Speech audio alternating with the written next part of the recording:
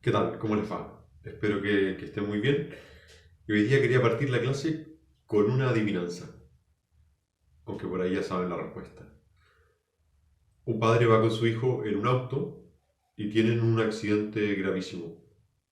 El padre muere y el hijo queda gravemente herido. Llega la ambulancia a buscarlos, se llevan al niño al hospital y la situación es muy delicada y los doctores no se animan a operarlo. Entonces dicen, llamemos a una eminencia médica que pueda hacer esto, que pueda hacer la cirugía.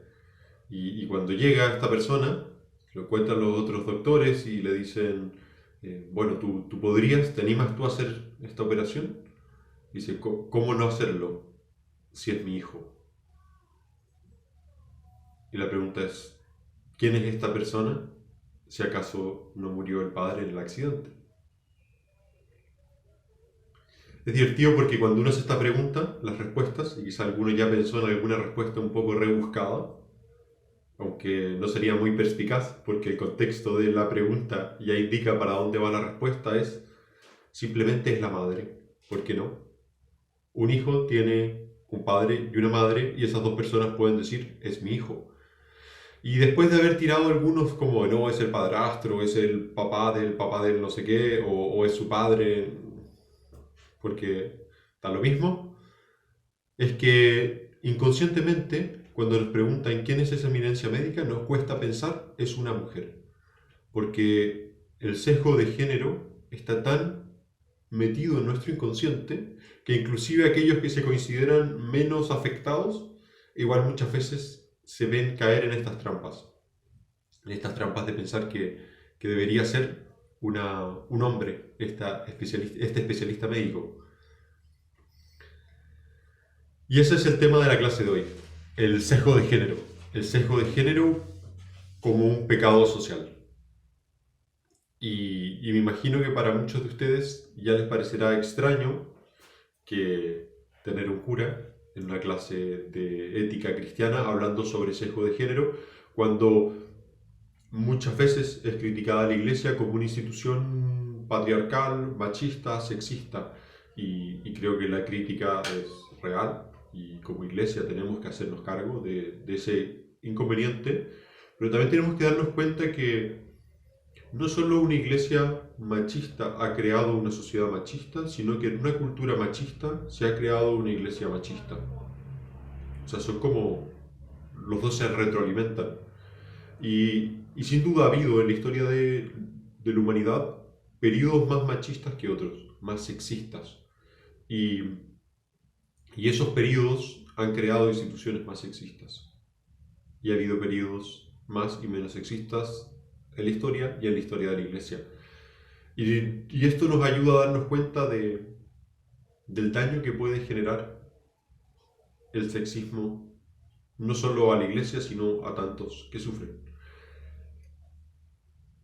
Jesús era judío, vivía en un ambiente semita del siglo I, que claramente no es el siglo de la liberación de la mujer.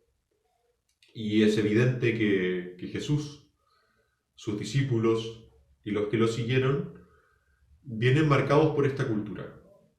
Pero también es interesante saber que Jesús explícitamente rompe esta dinámica muchas veces, otras no. Y a veces nos preguntamos, los que lo estudiamos, ¿por qué algunas sí y por qué algunas no? Y si tendrá algún motivo en especial. Pero, pero sí es clave saber que él más de alguna vez lo rompe. Marta y María se preguntan, las dos hermanas que están junto al Señor, y una se dedica a trabajar en la cocina y se le acerca y le dice, Señor, ¿por qué mi hermana está ahí junto a ti aprendiendo, estudiando como un discípulo? ¿Y por qué no le dices que se venga a trabajar conmigo a la cocina, a recibir las visitas? Y ahí Jesús le dice, tu hermana ha elegido la mejor parte, que es el ser discípulo. Que es interesante porque para los que no saben del tema, pasa desapercibido que lo que le está diciendo es ella que ha tomado un rol absolutamente masculino, de ser discípulo y estudiante de la Sagrada Escritura, de tener un maestro, e inclusive en la postura que dice que está sentada es la postura del discípulo. Le dice, ella tomó la mejor parte y si tú quieres atender desde la cocina, eres libre de hacerlo y te lo agradecemos porque todos comemos, pero yo no le voy a quitar a ella lo que ella tomó.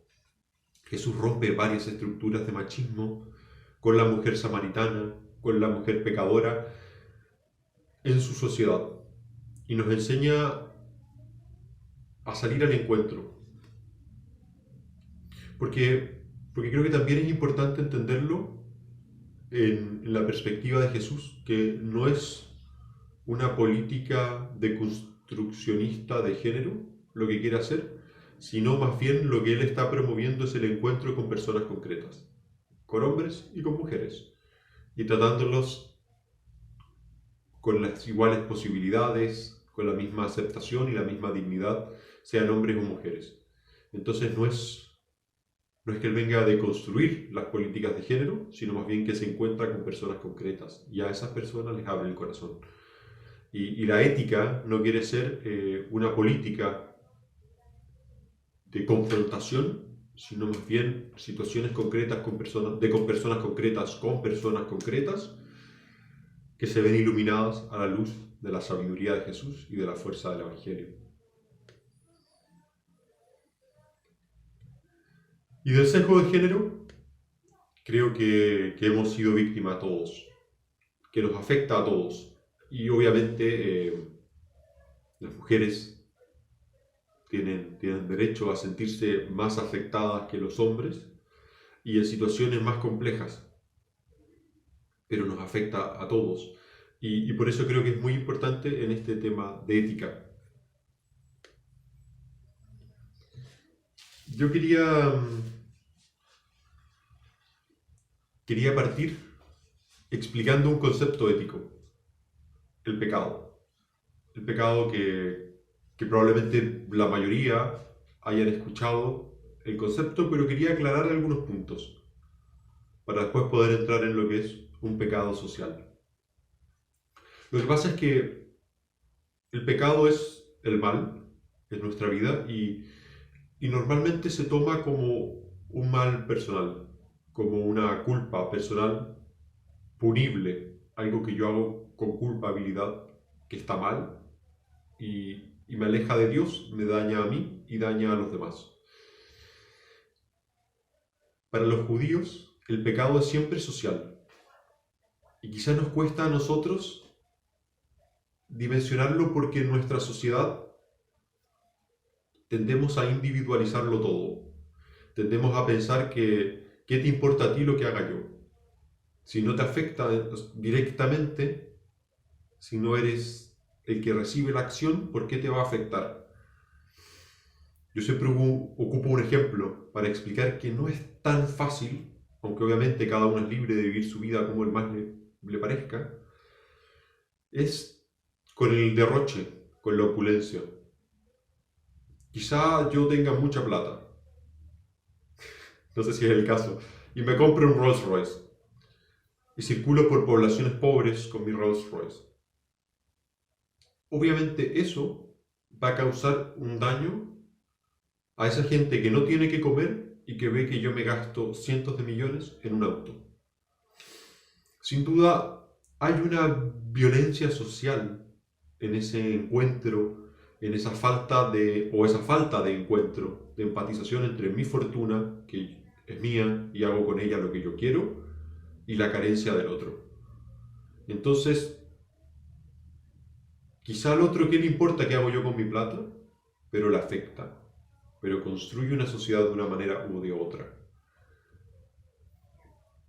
Quizá algo así podríamos pensar en el pecado, que cuando yo hago algo que está mal, no solo afecta directamente a los implicados, sino que también afecta a los que les toca vivir en esa misma sociedad, porque se va construyendo ese mundo.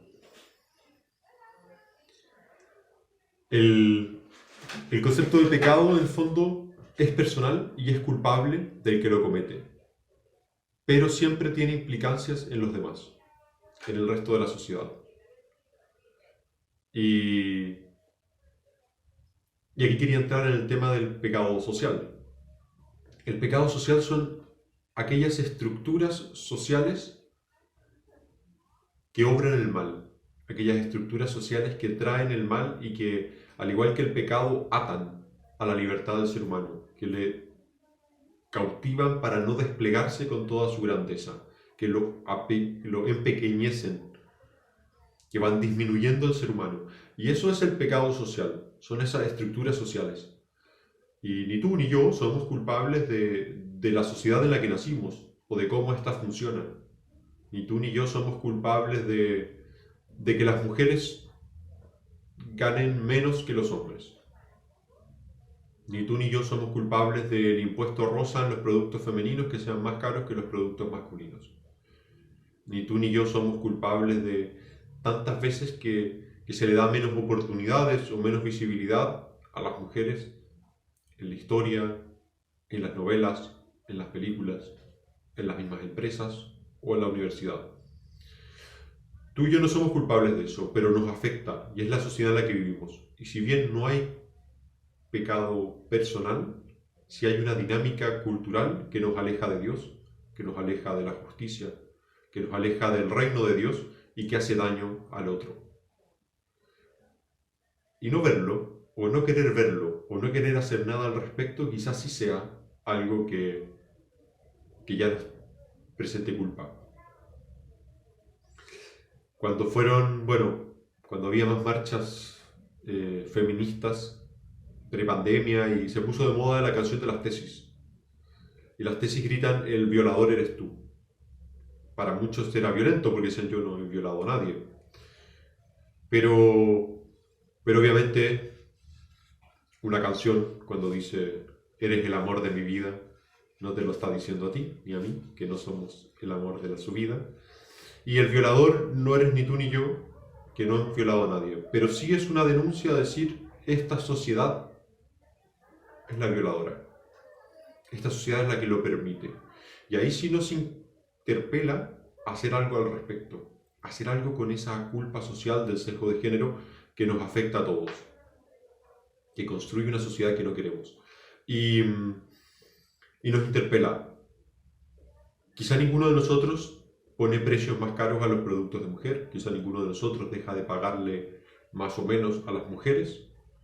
Pero quizás sí somos culpables de los famosos micromachismos que tanto hombres como mujeres cometemos con frecuencia en esta misma línea. Y ahí sí tenemos que hacernos cargo de esa parte de culpa que tenemos en la vida de los demás, en el pecado social del que participamos.